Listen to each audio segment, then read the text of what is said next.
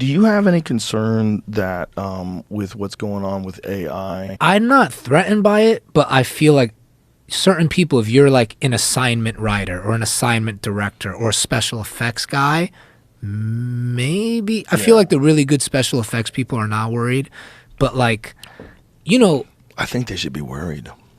The thing that AI can't replicate is not your actual physical voice sonically, but your like the just way your brain is going to move and the choices you're going to make, your actual literary voice. I don't think the machine can replicate that. But what if it can? If it can. Here's the thing. It's like, what if this thing that we think is unique is really just like patterns, and we could accurately predict those patterns if we have a certain amount of your life history. We can keep it within a certain range. You know? Like, what if you came home one day and your wife replaced you with a robot that looks exactly like you, but it's programmed perfectly?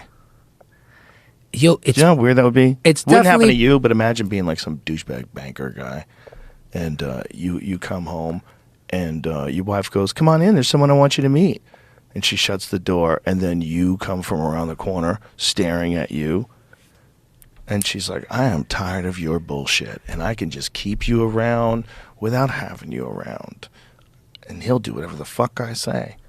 It's a horror movie. So I think it is a horror movie, but it's also a double-edged sword. Like with everything we talking about today, is I think if it actually happened, I would be pretty pissed if there was a robot fucking my wife. I would be pissed. Bro.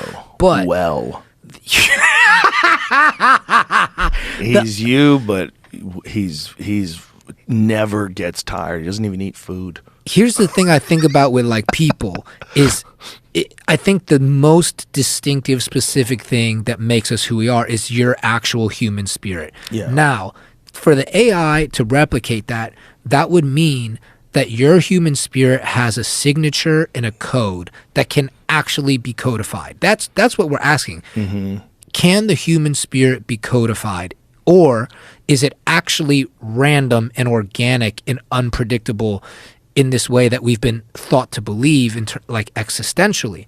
So if the AI can replicate the human spirit, and if the human spirit can be codified, there is a silver lining in it for me personally, where I'm like, oh, then I'm not distinct, and there is not like a destiny, and I can just enjoy my life until I die because there's nothing unique about me.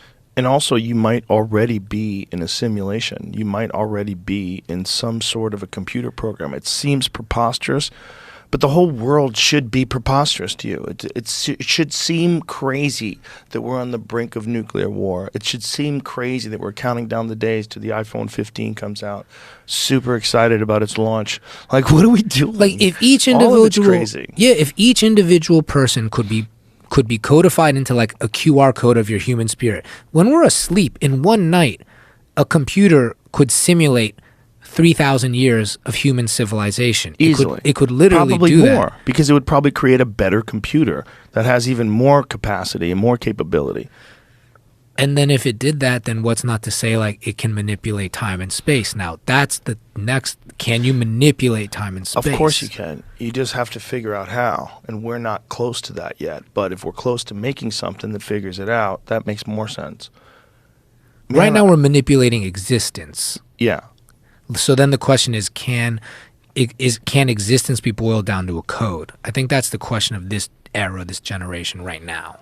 And also the ability to travel to anywhere, the ability to rewrite your genetics, to reverse aging, stop it dead in its tracks, cure diseases, regrow limbs. I mean, they're on the verge of some pretty wild physical discoveries too. Yeah. There's a lot of stuff that's happening simultaneously, like all over the world. And then on top of that, AI is emerging. And the people, I mean, I don't know enough about this to really comment without just being silly, but the people that don't know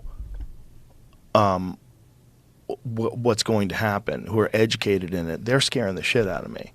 The people that don't know, the people like... See, why are you scared? So, and not to be like, why are you scared? I don't want to say it like that. But like, for me, because I'm a bitch. No, man, no, it's not like that. I meant it this way, in that existentially, like, if we're meaningless, like, I think the way that people have organized society and tribalism, culture, everything is to say there is a meaning to life. Like, it's in your best interest to assume that there is a meaning to your life. Sure. To not assume that would be like, ooh, that could be sad. But if your life actually doesn't have meaning, maybe it's even more fun. Yeah.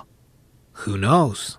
There's a possibility to that. And there's the inevitable. Like, whether you freak out or not, this stuff is moving in a very specific direction. It's not moving in a place where it's going to slow down and go back to the Stone Age. The only thing that's going to happen, if that happens, we're either going to blow ourselves up or we're going to get hit by something, or there's going to be a super volcano. Like, what happens at the end? I think we're going to realize at, like, the final hour that there is meaning to life, that, like, you know, there was something to accomplish and there was something to do, but we were too late. Because I do feel in at least my body and my emotions, that life is consistently bittersweet.